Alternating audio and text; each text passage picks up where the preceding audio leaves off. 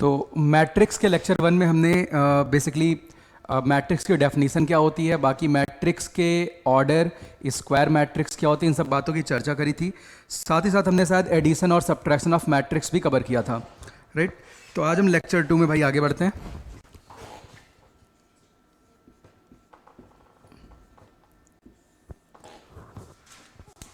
तो साथी सपोज आपके पास कोई भी एक मैट्रिक्स ए है, मैं 2x2 ऑर्डर की मैट्रिक्स कंसिडर कर लेता हूं, A1 A2 A3 A4। ये सपोज 2x2 ऑर्डर की मैट्रिक्स है। अब मेरा ये कहना है, अगर मैं इस मैट्रिक्स में कोई भी स्केलर मल्टीप्लाई करूं, हालांकि ये बात हमने डिस्कस कर ली थी लेकिन इसे अब सिस्टमैटिकली नोट कर लेते हैं। अगर मैट्रिक्स में आप कोई भी स्केलर मल्टीप्लाई करते हैं तो बच्चे इससे होता क्या है, ये स्केलर एलिमेंट की मैट्रिक्स के सारे एलिमेंट्स में मल्टीप्लाई कर जाता है। यानी ये होगा KA1 KA2 KA3 KA4, सारे एलिमेंट्स में आप इस स्केलर को मल्टीप्लाई करेंगे, राइट। चलो एक यहां पे छोटा सा एग्जांपल और करते हुए फिर आगे चलेंगे। सपोज आपके पास कोई एक मैट्रिक्स ए है। If matrix A is like 1 2 -1 0, और इसके साथ ही आपको एक मैट्रिक्स बी दिया हुआ है, b equals -3 -1 -2 -4, and you have to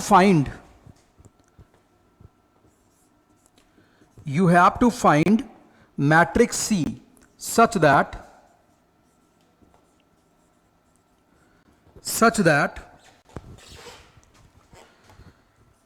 A plus 2B minus 3C equals 0 matrix. That is null matrix. अच्छा आप ये बताइए, यहां पे ऐसे A का ऑर्डर 2x2 है, B का ऑर्डर भी 2x2 है, तो C का ऑर्डर क्या होना चाहिए? 2x2, तभी आप एडिशन या सब्ट्रैक्शन ऐसी बातों को भाई एग्जिस्ट करवा पाएंगे। अच्छा O का ऑर्डर क्या होगा? ये भी 2x2 ऑर्डर का होगा, जो भी नल मैट्रिक्स है, ठीक है। चलिए आप फटाफट C मैट्रिक्स बतलाइए भाई यहां से, आप मेरे साथ साथ करते चलिए, बहुत छोटी बात है ये, आप साथ साथ नोट करना। तो देखो बच्चे, आप यहां पे A मैट्रिक्स पुट कर दो, यानी 1 2 -1 0 प्लस 2B। जब आप 2 टाइम्स B लिखेंगे तो आप 2B की सारी एंट्री में मल्टीप्लाई करके लिखेंगे, -6 -2 -4 -8 -3C। तो -3C इक्वल्स नल मैट्रिक्स है, तो 0 0 0 0। यहां से आप मैट्रिक्स C की बात कर पाएंगे, राइट। चलिए भाई इसको आप ऐड कर लीजिए, तो यहां से आएगा बच्चे -5 0 -5 -8। अच्छा अगर आप 0 0 को माइनस करेंगे कोई फर्क तो पड़ने वाला नहीं है, ये बात समझ आ रही है। तो बच्चे इक्वल्स क्या हो जाएगा? 3C।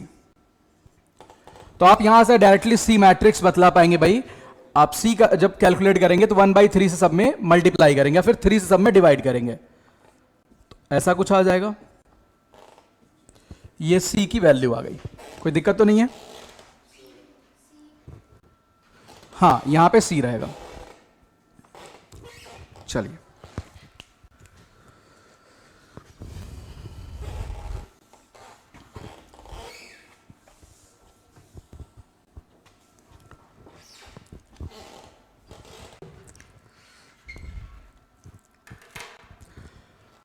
अच्छा, अब ज्यादातर चर्चा जो भी हम करने वाले हैं वो स्क्वायर मैट्रिक्स के ऊपर करेंगे। सपोज आपके पास कोई भी एक स्क्वायर मैट्रिक्स है, तो स्क्वायर मैट्रिक्स में 2 डायगोनल्स होते हैं, ठीक है। तो गौर करना, यहां पे मैं सपोज कोई भी एक स्क्वायर मैट्रिक्स लेता हूं, पहले ये बात समझते हैं, A1 A2 A3 A4। तो इस स्क्वायर मैट्रिक्स में 2 डायगोनल्स हैं। एक तो बच्चे ये वाला डायगोनल है, ये 2x2 ऑर्डर की स्क्वायर मैट्रिक्स है। इस डायगोनल को बोलते हैं मेन डायगोनल।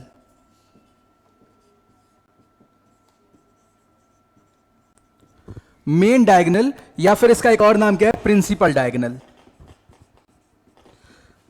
आप भाई नोट करते रहना, प्रिंसिपल डायगोनल।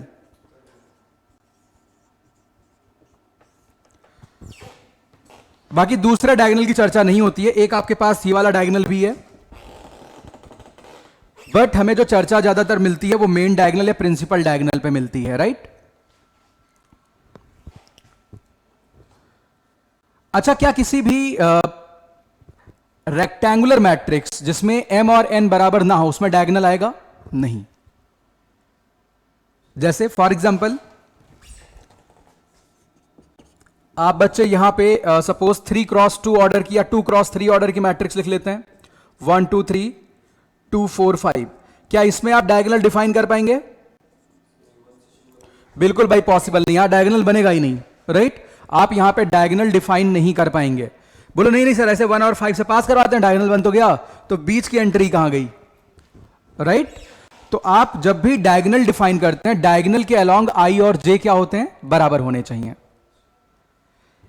डायगोनल के अलोंग क्या बराबर होने चाहिए?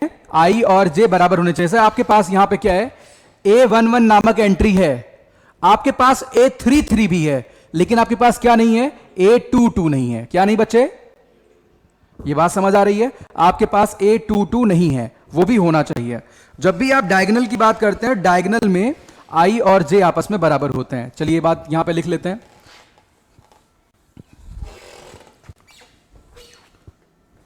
जैसे मान लिया बच्चे आपके पास कोई भी एक मैट्रिक्स है, a equals a I J. Suppose ये स्क्वायर मैट्रिक्स है n क्रॉस n ऑर्डर की, ठीक है। तो अगर मैं कहूं एंट्रीज अलोंग द डायगोनल क्या होंगी?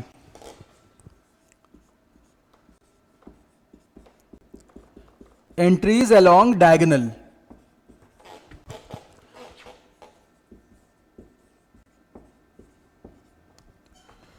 तो बच्चे आपके पास एंट्री क्या क्या आने वाली हैं? A11, A22, A33, so on ANN।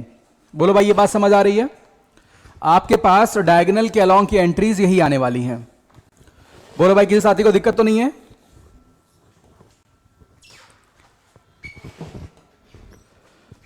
यानी जब भी आप डायगोनल की बात करते हैं तो डायगोनल के अलोंग आप एक बहुत ही कॉमन बात देख पा रहे होंगे कि डायगोनल के अलोंग i और j जो भी हैं परस्पर बराबर होंगे।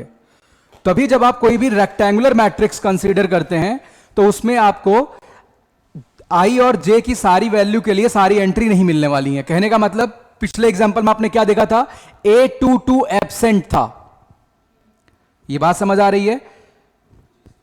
i और j की हर एक पोजीशन के लिए तुम्हें एंट्रीज मिलनी चाहिए। जब आपने 3x2 ऑर्डर की मैट्रिक्स ली थी तो उसमें क्या एब्सेंट हो गया था? A22,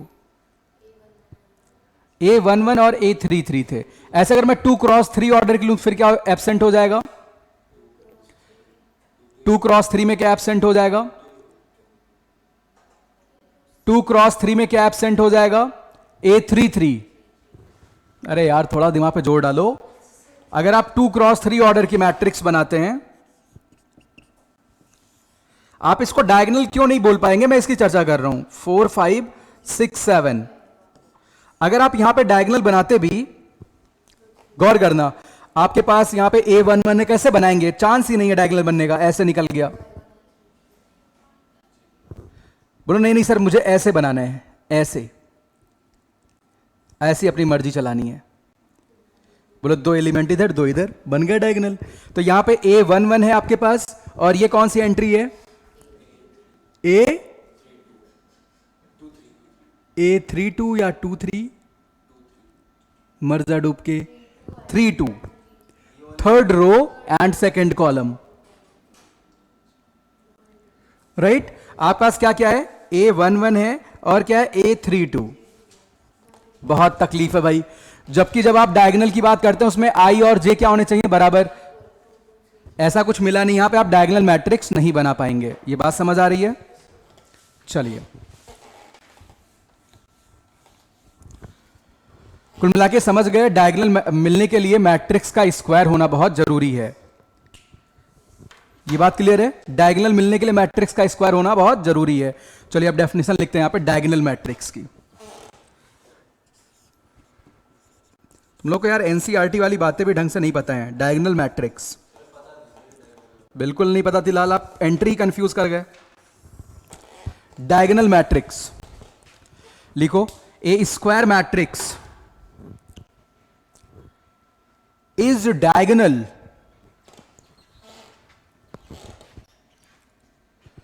if it's all and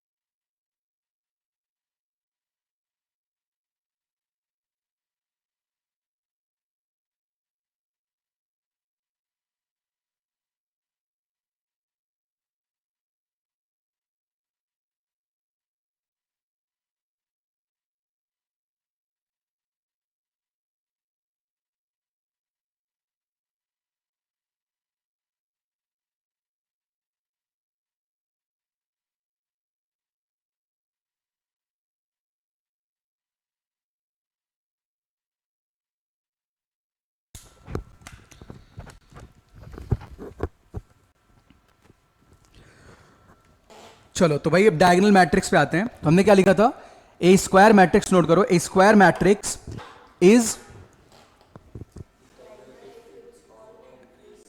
is said to be diagonal if it's all entries other than diagonal are zero. यानी बच्चे कहने का यह मतलब है, अगर मेरे पास कोई भी मैट्रिक्स है ए आई जे, सपोज ये एन क्रॉस एन ऑर्डर की स्क्वायर मैट्रिक्स है, राइट? तो शर्त क्या है कि all entries other than diagonal, यानी जीरो कब होगा, जब I is not equal to क्या हो, जे। तो कुछ बच्चे क्या बोलते हैं कि डायगोनल की एंट्री नॉन जीरो होनी चाहिए। ऐसा नहीं है, हम गलत समझ लेते हैं। इसकी डेफिनेशन में क्या आता है, entries other than diagonal are zero. अगर आई और जे आपस में बराबर नहीं है तो सारी एंट्री क्या होंगी, जीरो होंगी। लेकिन अगर आई और जे आपस में बराबर हो जाएं तो कुछ भी हो, कोई दिक्कत नहीं है, सारी जीरो भी हो सकती हैं, कोई समस्या नहीं है, बिल्कुल हो सकती हैं, राइट? ये बात क्लियर है आप लोगों को? तो ध्यान रहे, मेन डायगोनल की एंट्री जो भी हैं वो जीरो भी हो सकती हैं, नॉन जीरो भी हो सकती हैं, लेकिन डायगोनल को छोड़ के बाकी सारी क्या होनी चाहिए, शुड बी जीरो, राइट?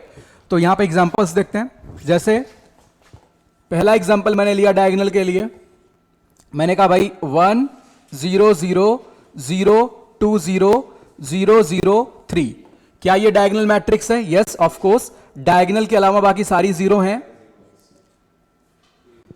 चलो एक और मैट्रिक्स डिफाइन करते हैं, बी। इस बार लिखते हैं 1 0 0 0 0 1 सॉरी 0 0 0 0 0 -2, क्या ये डायगोनल है? Yes of course, again it is diagonal.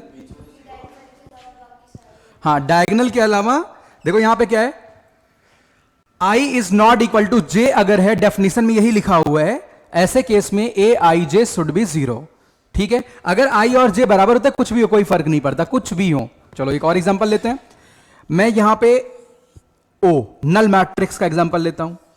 मैं कहता हूं भाई क्या ये डायगोनल मैट्रिक्स है? आंसर है बिल्कुल, बिल्कुल डायगोनल मैट्रिक्स है।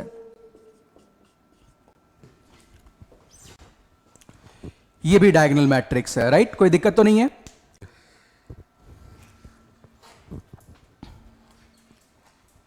चलो भाई इतनी बात फटाफट नोट करो,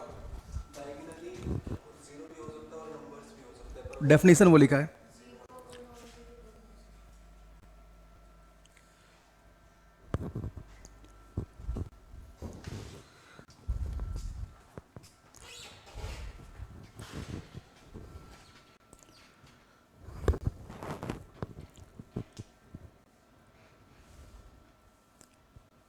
इसमें बहुत सारे लोग गलती कर जाते हैं।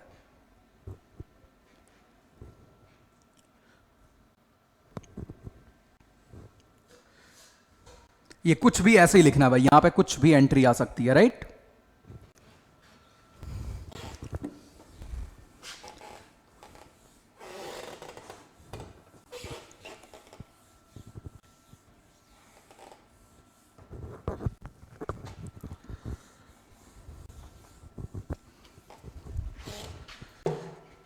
अच्छा, अब यहां पे देखो, एक पीएनसी का बहुत ही अच्छा सवाल बन सकता है। जैसे मैं आपसे कहूं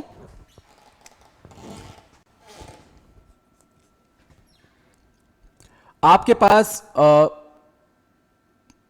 सपोज एक 2x2 ऑर्डर की मैट्रिक्स है, स्क्वायर मैट्रिक्स 2x2 ऑर्डर की बच्चे स्क्वायर मैट्रिक्स है, ठीक है। इसमें आप मिनिमम कम से कम कितनी जीरो एंट्री लिख सकते हो?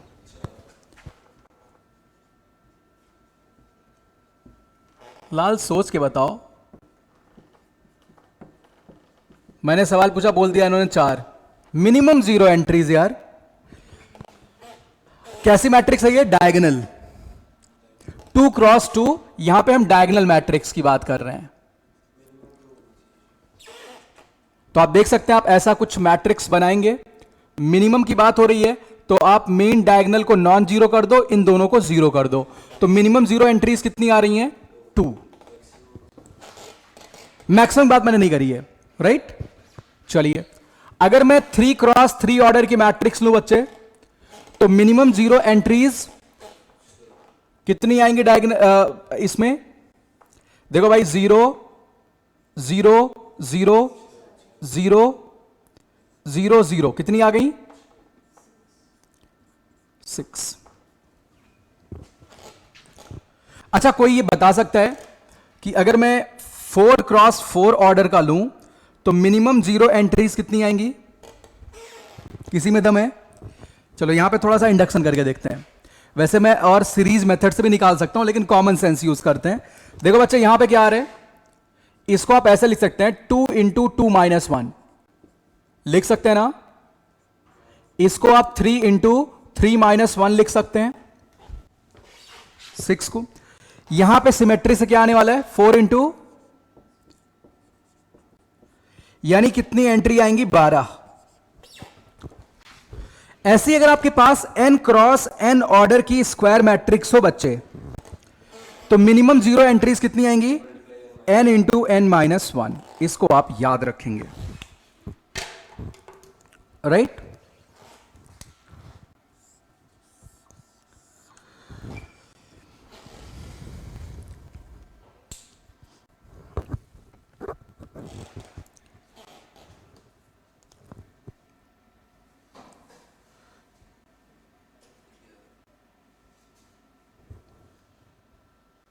इसको सोचने का दूसरा तरीका देखें।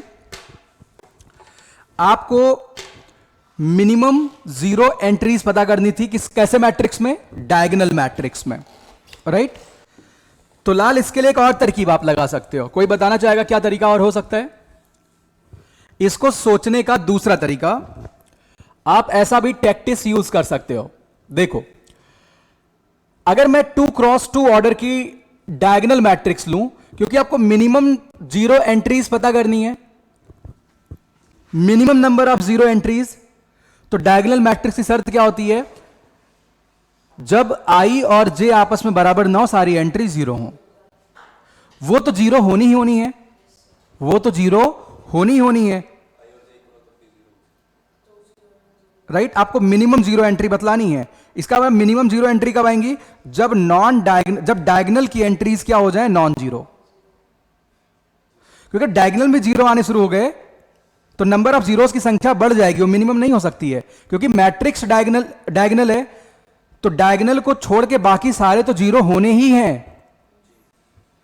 तो minimum number of zero entry कब आएगी? मान लो हमने 2x2 ऑर्डर का लिया बच्चे, 2x2 ऑर्डर का लिया, इसको छोड़ के बाकी दोनों क्या होंगे?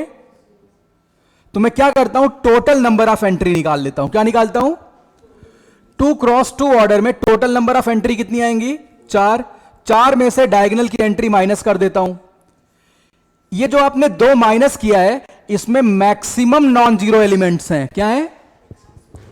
जब टोटल एंट्री में से मैक्सिमम नॉन जीरो एलिमेंट आप माइनस करेंगे तो मिनिमम जीरो एलिमेंट्स आ जाएंगे। ये बात अच्छे से फील कर पा रहे हो आप लोग? अच्छा, इसी प्रकार बच्चे अगर 3x3 होता तो क्या करते?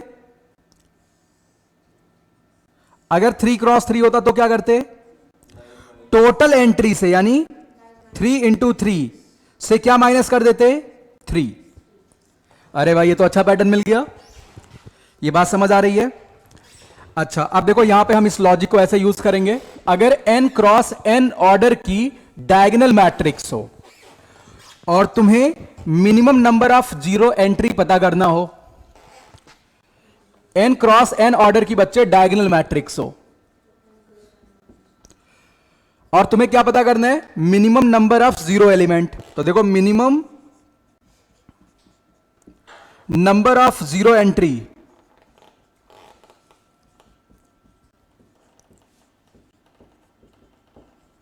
ये बच्चे किसके बराबर होगा? Total number of entry, right? Total number of entry. ये काउंटिंग वाले प्रॉब्लम्स ना आईआईटी बहुत पूछता है मैट्रिक्स में। टोटल नंबर ऑफ एंट्री, उसमें से क्या माइनस करेंगे? Maximum non zero entry in diagonal.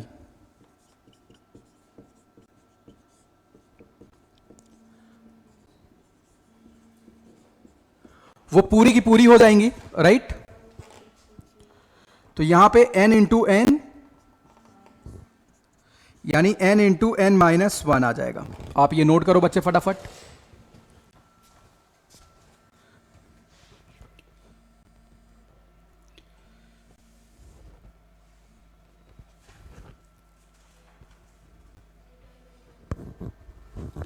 बोलो भाई ये पूरी बात अच्छे समझ आ रही है? आप बस मेन डायगोनल की सारी एंट्री को नॉन, बाकी तो जीरो होना ही होना है, यही मिनिमम नंबर ऑफ जीरोज हैं।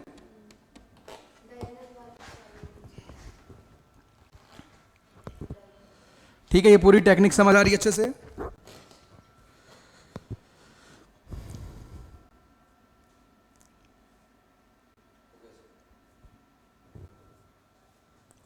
तो अब आप बताओ, अगर 4x4 ऑर्डर की मैट्रिक्स है या 6x6 ऑर्डर की मैट्रिक्स है तो minimum number of non zero entry कितनी होंगी? 30। आप किसी में फटाफट आंसर कर सकते हैं। चलिए भाई आगे चलते हैं। अब डायगोनल से बच्चे चलते हैं। अगली हेडिंग लिखो, स्केलर मैट्रिक्स।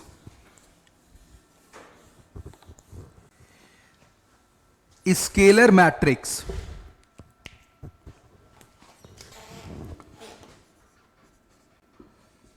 Scalar matrix.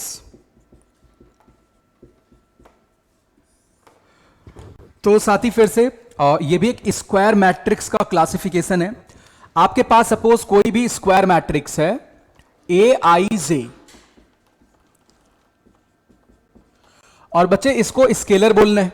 तो कोई भी स्क्वायर मैट्रिक्स स्केलर कब होगी? गौर करना, ए आई जे। इस बार जो डायगोनल की एंट्रीज हैं वो आइडेंटिकल होनी चाहिए कि अगर आई बराबर जे हो, और अगर आई जे के बराबर ना हो तो सारी एंट्री जीरो होनी चाहिए।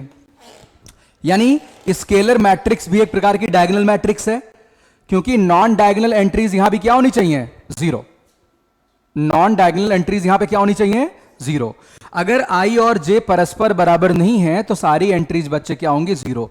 लेकिन अगर आई और जे बराबर हैं तो जो एंट्री हो क्या होनी चाहिए? आइडेंटिकल। क्या होनी चाहिए? आइडेंटिकल।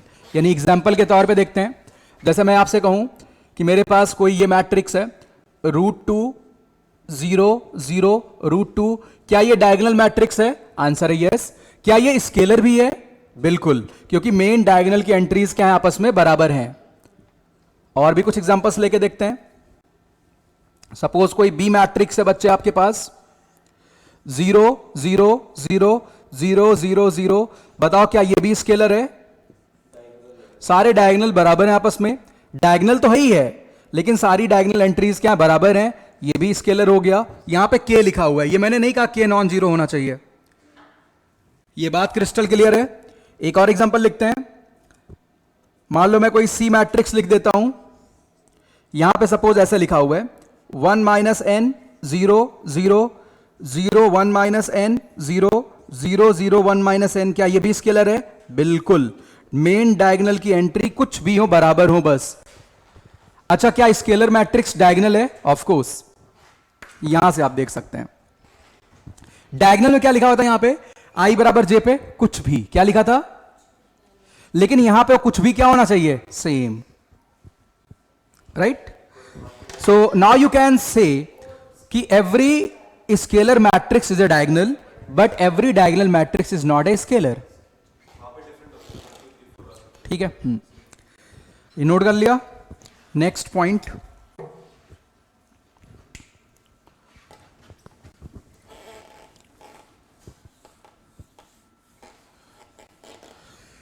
इनमें कई बार हम ये वाला भ्रम बना लेते हैं कि जब डायगोनल पढ़ते हैं तो उसमें क्या करते हैं, बोलते हैं मेन डायगोनल जीरो ही नहीं होना चाहिए। ऐसा नहीं है, ऐसा कहीं भी नहीं लिखा जाता है। नेक्स्ट लिखो आप, आइडेंटिटी मैट्रिक्स। आइडेंटिटी मैट्रिक्स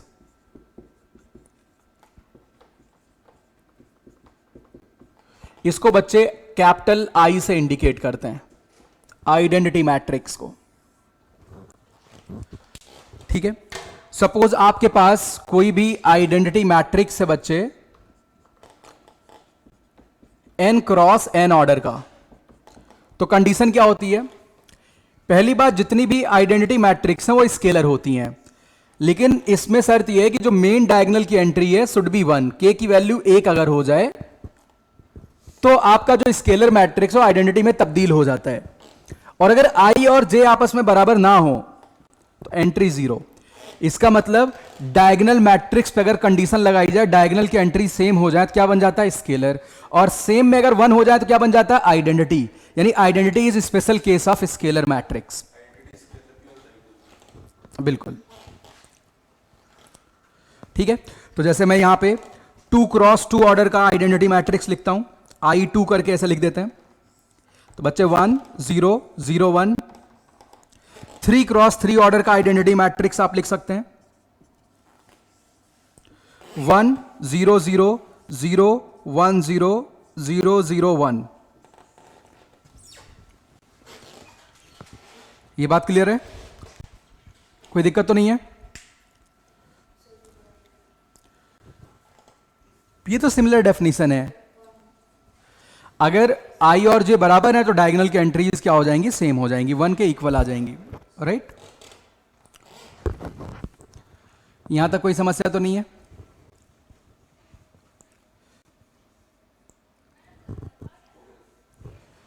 चलो आगे चलते हैं।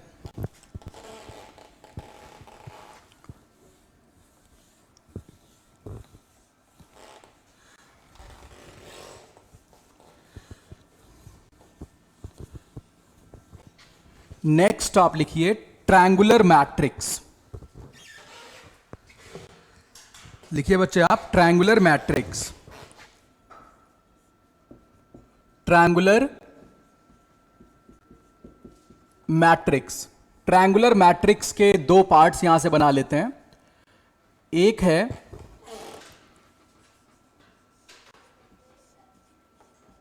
Upper triangular,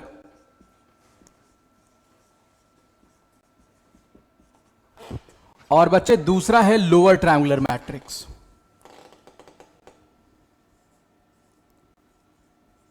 lower triangular matrix, आप डेफिनेशन को एज इट इज फॉलो करना। देखो अपर ट्रायंगुलर मैट्रिक्स में क्या होता है, पहली बात, ये सारी कौन सी मैट्रिक्स के अंतर्गत बातें चल रही? स्क्वायर मैट्रिक्स, ठीक है। यहां भी ध्यान रखना, सारी चर्चा हम स्क्वायर मैट्रिक्स के अंतर्गत कर रहे हैं।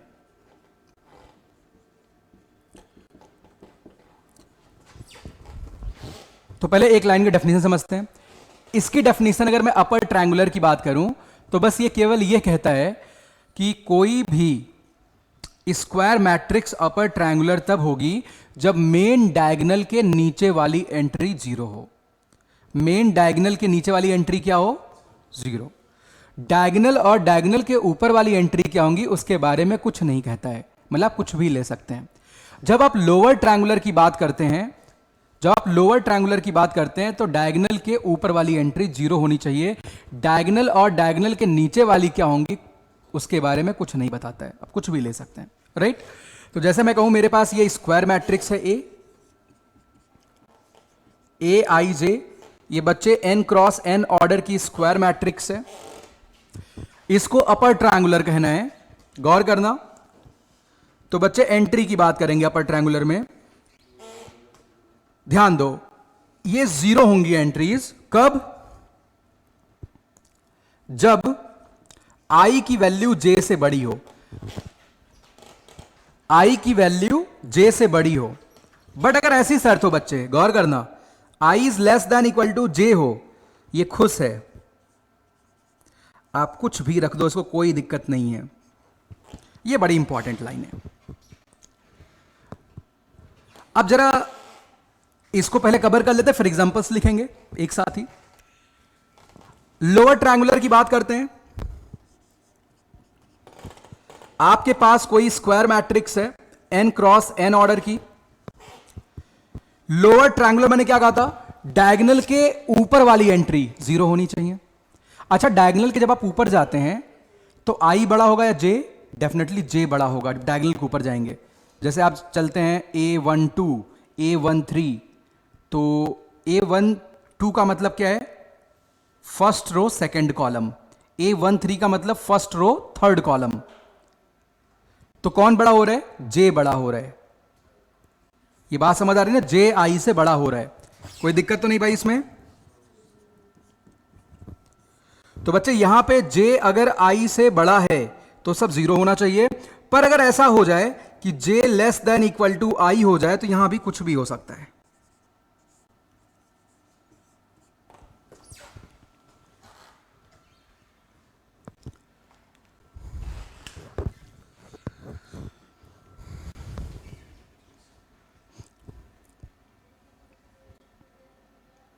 यहां तक की बात समझ आई?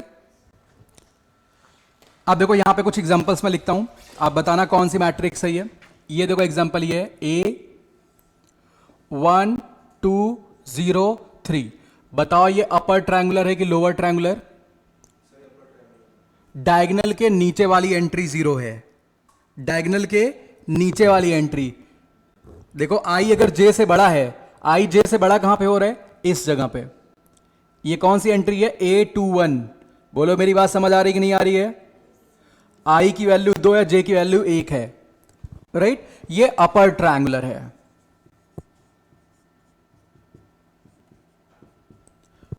चलिए एक और एग्जांपल लिखते हैं। कोई बी मैट्रिक्स है 0 0 0 0। बताओ ये कौन सी है?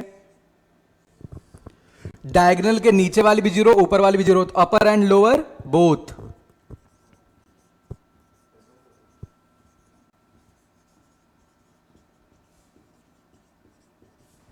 अच्छा मैं ऐसे लिख देता हूं, कोई सी मैट्रिक्स K 0 0 0 K 0 0 0 K। बताओ बच्चे ये भी बोथ है, बिल्कुल both, upper triangular and lower triangular.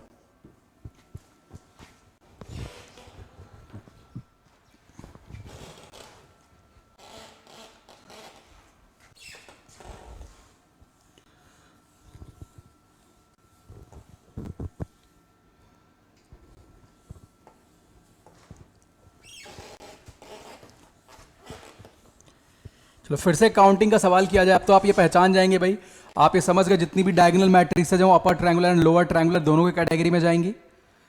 ये बात क्लियर है? चलिए अब सवाल ये है बच्चे अपने पास, सपोज आपके पास कोई मैट्रिक्स है A n cross n order की। अब मैं सवाल पूछता हूं, what will be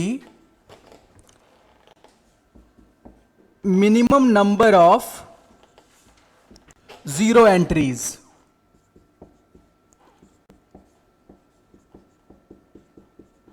minimum number of 0 entries इसमें क्या है ये आपको बताना है।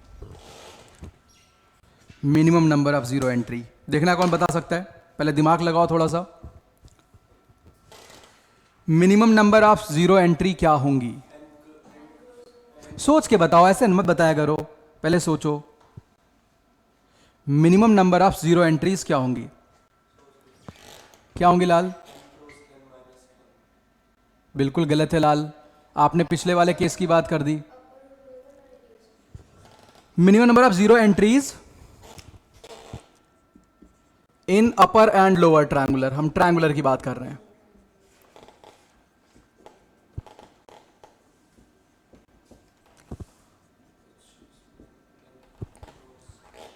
यहां पे अपर स्लैश लोअर ट्रायंगुलर लिख लो। हम ट्रायंगुलर मैट्रिक्स की बात कर रहे थे यहां पे, अपर या लोअर। अपर ट्रायंगुलर में कितनी नॉन जीरो एंट्रीज होंगी? मिनिमम की बात हो रही है। मैक्सिमम क्या हो सकता है? नल हो जाए, नल में सारी एंट्री जीरो हो गई, वो मैक्सिमम है। हमें मिनिमम चाहिए।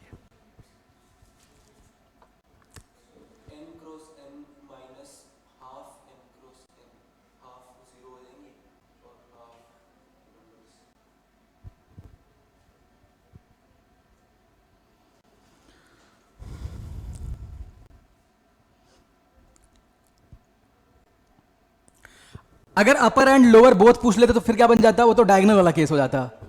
लेकिन यहां पे स्लैश लगा हुआ, अपर में कितने होंगे, लोअर में कितने होंगे, तो डायगोनल के आधे हो जाएंगे। डायगोनल में कितने थे? N into n minus one थे ना minimum non zero entries, sorry minimum zero entries. ये बात समझ आ रही है? तो जब अपर ट्रायंगुलर की बात करेंगे आप, तो क्योंकि मिनिमम जीरोस की बात हो रही है, तो इसका मतलब आप डायगोनल के नीचे वाले केवल जीरो करेंगे। जब लोअर ट्रायंगुलर की बात होगी तो आप केवल क्या जीरो करेंगे? डायगोनल के ऊपर वाले। ये पूरी बात फील कर पा रहे हो ना? तो क्या हो जाएंगे बच्चे? N into n minus one by two. मतलब डायगोनल मैट्रिक्स का आधा। क्योंकि डायगोनल में क्या हो रहा था, आप ऊपर और नीचे दोनों वाले काउंट कर रहे थे। मिनिमम नंबर ऑफ जीरोस की बात हो रही, मैक्सिमम नहीं। देखो मैं एग्जांपल में दिखाता हूं आपको। जैसे बच्चे मान लो अपने पास एक अपर ट्रायंगुलर मैट्रिक्स में लिखता हूं U1 करके, गौर करना यहां पे। U1 एक अपर ट्रायंगुलर मैट्रिक्स है। वन, मुझे क्या करना है, इसमें मिनिमम नंबर ऑफ जीरोस करने हैं। केवल डायगोनल के नीचे वाले आप जीरो कर दो, क्योंकि वो तो डेफिनेशन से जीरो होने ही चाहिए, बाकी आप जीरो मत करो। तो एक आया। आप चेक करिए, यहां पे n की वैल्यू बच्चे दो रखिए, सभी साथी चेक करेंगे। n की वैल्यू बच्चे दो रखिए, two into two minus one by to, कितने आ गए लाल? दो। ऐसे ही अगर मैं 3x3 ऑर्डर की मैट्रिक्स लेके चलूं, यहां पे U2 लिख लो आप, 3x3, तो बच्चे ऐसा होगा 1 2 3 0 1 2 0 0 5। क्या भाई ये अगेन अपर ट्रायंगुलर है? बोलो भाई, क्या अगेन अपर ट्रायंगुलर है? इसमें देखो भाई कितने आने वाले, 3 into 3 minus one divided by two, कितना आ गया बच्चे? 3। ऐसा अगर मैं आपसे कहूं मेरे पास एक 4x4 ऑर्डर की स्क्वायर मैट्रिक्स है, आपने हाफ एन स्क्वायर बोला था, n square minus half n square अलग हो गया लाल।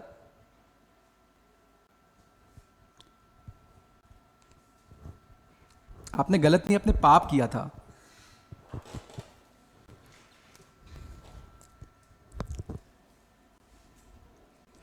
हाँ, तो मैं कहां पे था, इन्होंने टोक दिया बीच में, मैंने सवाल छोड़ दिया।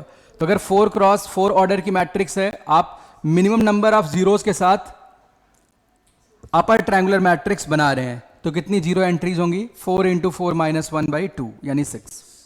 चलो भाई पूरी बात आप नोट कर लो।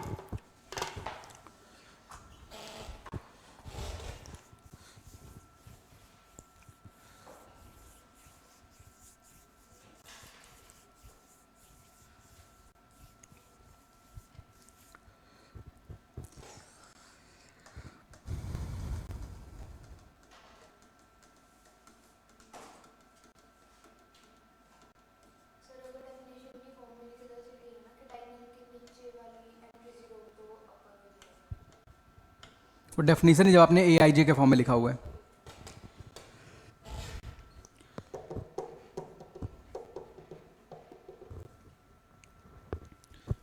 कुछ पूछना है? चलो तो अगली क्लास में यहीं से फिर कंटिन्यू करेंगे, आज के लिए इतने ही रखते हैं।